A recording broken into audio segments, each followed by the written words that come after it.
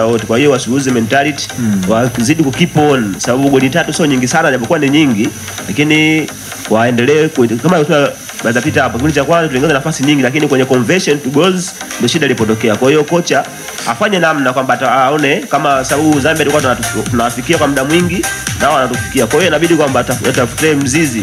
Je, ni pale kwenye eneo la scoring kwamba tupate mtu ambaye anakuwa anatranslate passes to goals. Kwa hiyo kocha bado ana kazi ya kufanya na bado ana kazi ya kuwatia moyo wachezaji, maana bado ni wadogo, hana strong mentality. Kwa hiyo inabidi watie moyo, wasikate tamaa, bado waendelee kuwa na fighting spirit. Sababu fighting spirit inaweza ikawasaidia wao kushinda mechi, sababu bado nafasi ipo na bado tunaona wana vipaji vizuri, wana vipaji vikubwa na wanaweza kufanya chochote.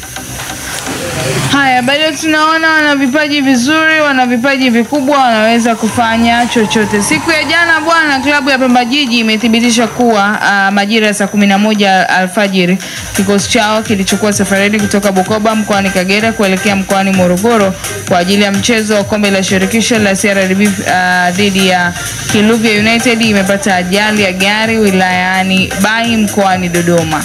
Taarifa iliyotolewa imesema na nukuu, leo majira ya saa 11 alfajiri kikosi chetu kilichokuwa safarini kutokea Bukoba mkoani Kagera kuelekea mkoani Morogoro kwa ajili ya mchezo wetu wa kombe la CRDB Federation Cup tarehe 11 Machi 2025 dhidi ya Kiluvya United kimepata ajali ya gari wilaya ya Bai mkoani Dodoma.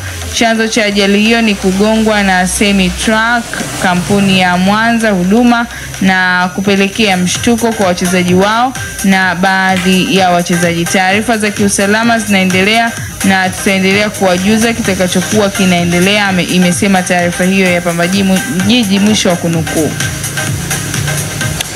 Kwa mambo yalikuwa hivyo kwa upande wa Pamba Jiji. Tutoe pole kwa viongozi na wachezaji ambao wamepata ajali. Yes. Basi wapone haraka, warikabe na kazi iendelee, maisha mengine yaendelee.